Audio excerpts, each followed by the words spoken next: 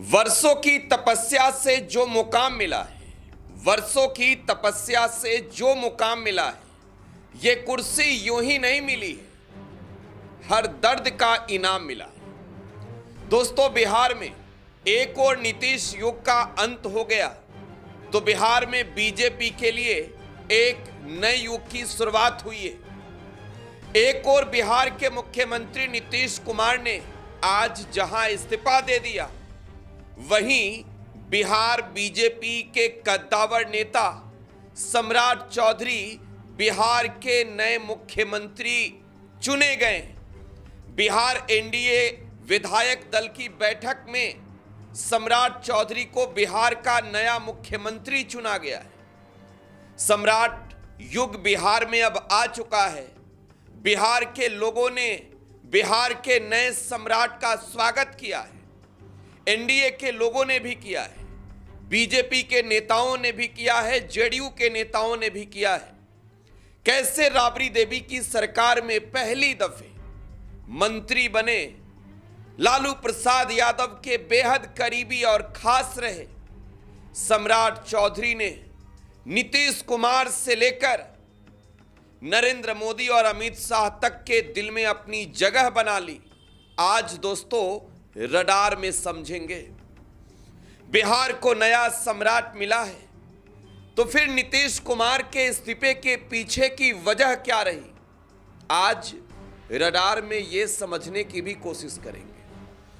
पिछले 21 वर्षों से बतौर मुख्यमंत्री बिहार के सबसे बड़े सियासी कुर्सी पर बैठे नीतीश कुमार ने पीठ थपथपाकर सम्राट को शुभकामनाएं और बधाई दी है। और आज दोस्तों रडार में बिहार में राजनीतिक खेला जो हुआ, आज समझेंगे सब कुछ। दोस्तों, ये टुडे बिहार न्यूज के पॉलिटिकल शो रडार का 86वां एपिसोड है। मैं हूं आपके साथ प्रकाश सिंह।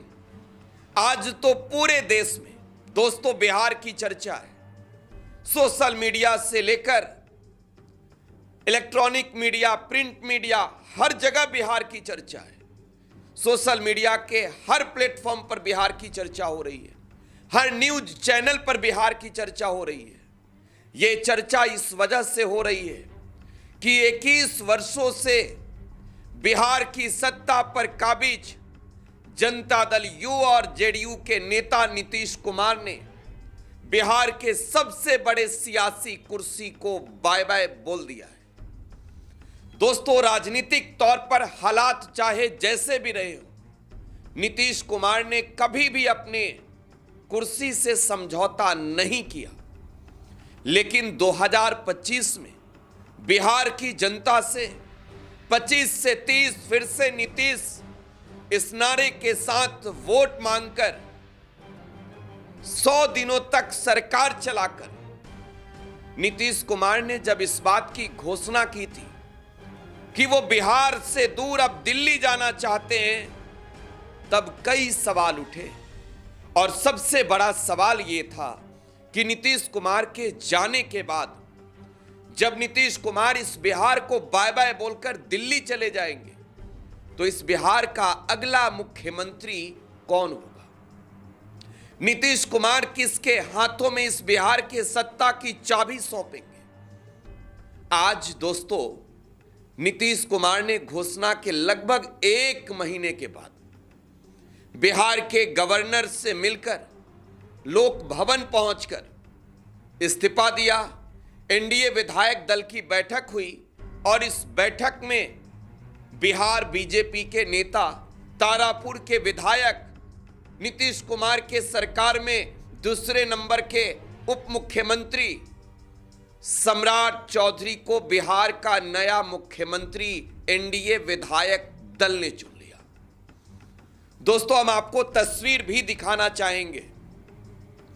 ये एनडीए विधायक दल के नेता चुने जाने वक्त की तस्वीर है। और अब देखिए कैसे बिहार के मुख्यमंत्री नीतीश कुमार पीठ थपथपाकर सम्राट चौधरी को आशीर्वाद दे रहे हैं। सम्राट चौधरी को जब बिहार एनडीए का नया नेता चुना गया तब सम्राट चौधरी ने पैर छूकर मुख्यमंत्री नीतीश कुमार का आशीर्वाद दिया। नीतीश कुमार ने तब वहां मौजूद तमाम विधायकों से यह कहा कि इन्हें बधाई दीजिए। नीतीश कुमार ने दोस्तों शुभकामनाएं दी।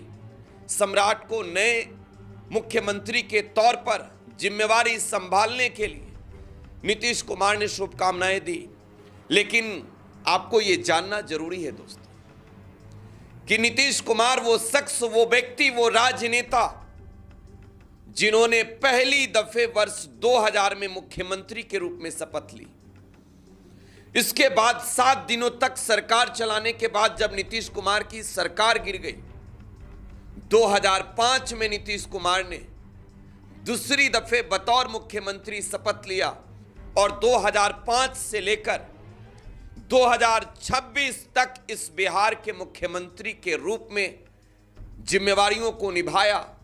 2014 के चुनाव में जब नीतीश कुमार ने नरेंद्र मोदी के खिलाफ झंडा उठा लिए थे, जब नीतीश कुमार ने बीजेपी से गठबंधन तोड़कर अकेले अपने बलबूते चुनाव लड़ने का फैसला लिया और जेडीयू की हार हुई थी लोकसभा चुनाव के दौरान, तब नीतीश कुमार ने मुख्यमंत्री की कुर्सी छोड़ा था।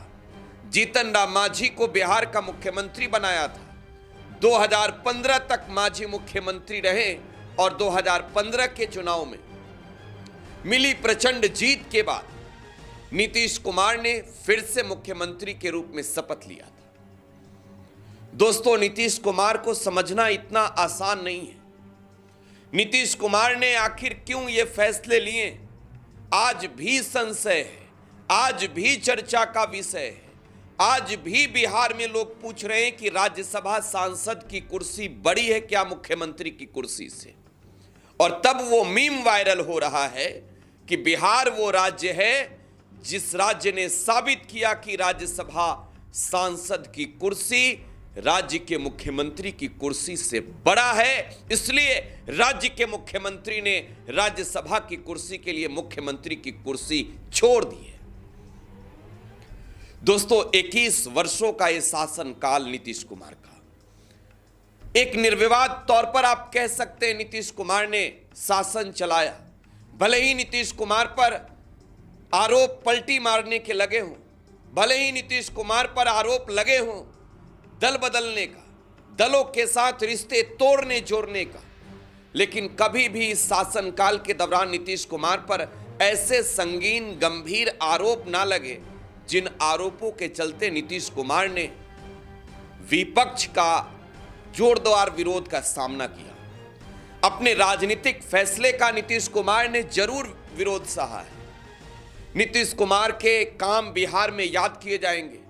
सड़क से लेकर सुशासन तक की बात पर नीतीश कुमार ने बिहार में 21 वर्षों में जो कुछ भी किया, एक तौर पर आप कहिए कि अब नीतीश का युग जब बिहार में खत्म हुआ, समाप्त हुआ, तब नीतीश कुमार को उन कामों के लिए याद किया जाएगा। बिहार के गांवों और गलियों में पक्की सड़क निर्माण के लिए नीतीश कुमार को जाना जाएगा।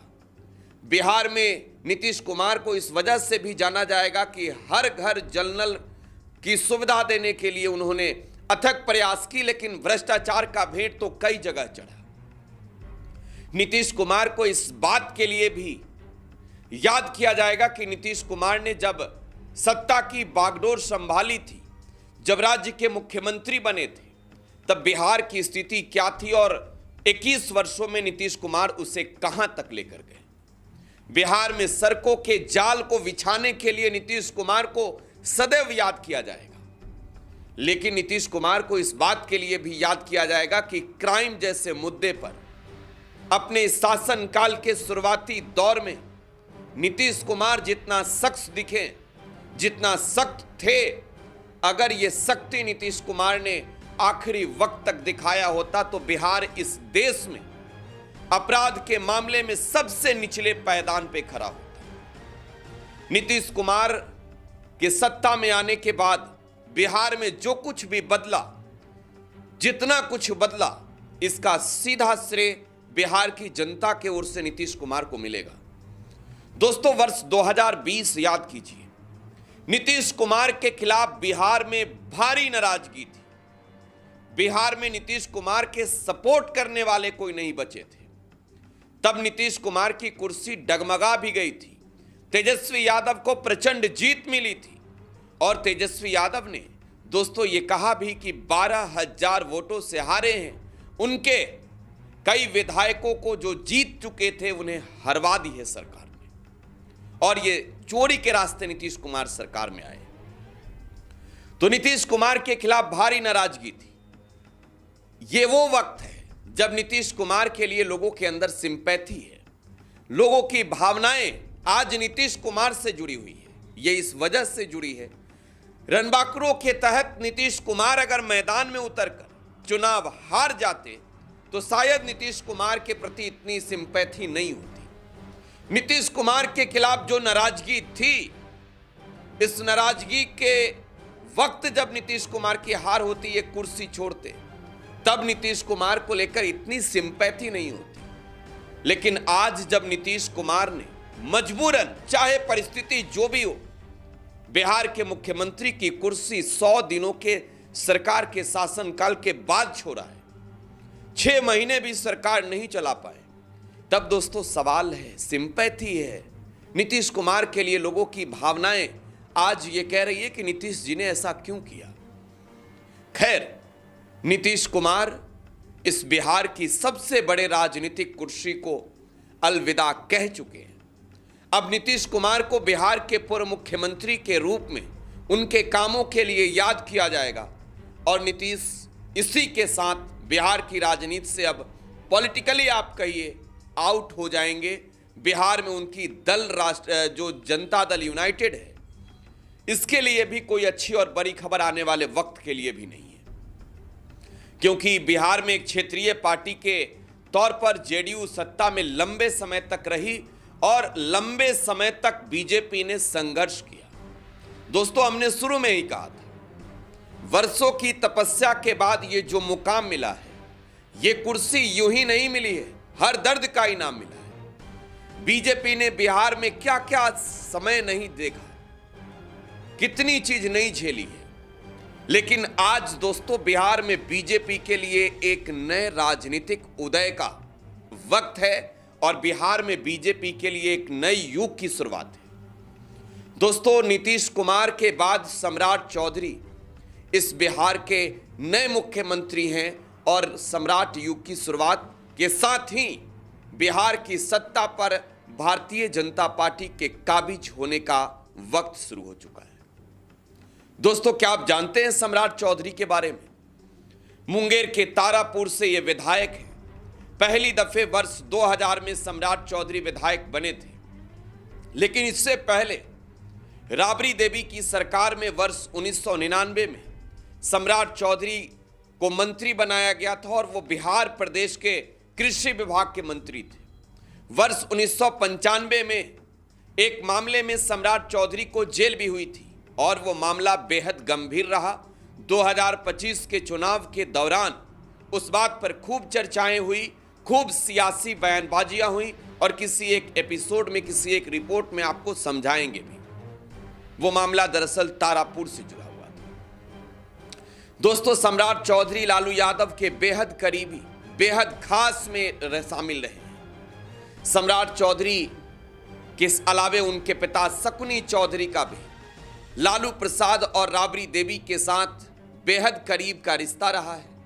सम्राट चौधरी की मां, इनका भी राजनीति से बहुत पुराना रिश्ता रहा है। सम्राट चौधरी के पिता शकुनी चौधरी विधायक भी रहे हैं, सांसद भी रहे हैं। सम्राट चौधरी जब आज बिहार बीजेपी के नए नेता चुने गए, जब सम्राट चौधरी को मुख्यमंत्री के रूप में जिम्मेवारियां मिली, तब बिहार के लोगों ने कहा कि बिहार के एक नए सम्राट जो सम्राट चौधरी बन रहे हैं, आने वाले वक्त में बिहार की जनता के लिए पढ़ाई से लेकर कमाई तक के मुद्दे पर, पलायन से लेकर सरकार और सरोकार तक के मुद्दे पर कितना काम करते हैं, ये बिहार की जनता वक्त के साथ ही देखेगी। नीतीश के बाद सम्राट चौधरी जब बिहार बीजेपी के ओर से मुख्यमंत्री के चेहरे घोषित हुए, तब दोस्तों बिहार बीजेपी के अंदर जश्न भी था, थोड़ी सी खुन्नस भी। 2014 में सम्राट चौधरी आरजेडी से नाता तोड़कर जेडीयू में आए थे। जीतन राम मांझी की सरकार में दूसरी दफे मंत्री बने थे। सम्राट चौधरी अपने साथ राष्ट्रीय जनता दल के दर्जन भर के करीब विधायकों को लाए थे और सम्राट चौधरी ने तब ये बातें कही थी कि नरेंद्र मोदी की पार्टी को रोकने के लिए उन्होंने ये फैसला लिया है कि वो आरजेडी को छोड़कर जेडीयू के साथ जा रहे हैं और जेडीयू की संख्या बल हुई। सम्राट हालांकि आरजेडी से जब नाता तोड़े तब सम्राट चौधरी ने ये तय किया था कि वो अपनी पार्टी बनाएंगे, लेकिन जेडीयू के साथ गए और बिहार में जीतन राम मांझी के नेतृत्व में तब सरकार जेडीयू की बनी थी। दोस्तों, सम्राट चौधरी ने वर्ष 2018 में जेडीयू छोड़कर बिहार बीजेपी को ज्वाइन किया था और मात्र 8 सालों के अंदर मंत्री, उप मुख्यमंत्री, गृह मंत्री से सीधे सम्राट चौधरी बिहार के राजनीति के सबसे बड़े शिखर पर, सबसे बड़े कुर्सी पर विराजमान होंगे। तो दोस्तों, बिहार को नया सम्राट मिला है और नए सम्राट के सामने बहुत कुछ जिम्मेवारियां, जवाबदेहियां हैं जिन्हें उन्हें उठाना होगा। बिहार की जनता के दिल को जीतना होगा और बिहार के दर्शकों के ओर से भी शुभकामनाएं तो मिल रही है। हम अपने ओर से भी सम्राट चौधरी को शुभकामनाएं देते हैं। बिहार के नए मुख्यमंत्री हैं। बिहार में शिक्षा, स्वास्थ्य, अपराध सहित बेरोजगारी और पलायन के क्षेत्र में सम्राट चौधरी फोकसित होकर काम करें, ये बिहार की जनता चाहती है, राजनेता चाहते हैं, सत्ता भी चाहती है, विपक्ष भी चाहती है। रडार में आज बस इतना ही। आप टुडे बिहार न्यूज के साथ बने रहें। कल सुबह 11 बजे सम्राट चौधरी मुख्यमंत्री के रूप में शपथ लेंगे, जिसका सीधा प्रसारण टुडे बिहार न्यूज पर आप जरूर देखें। धन्यवाद।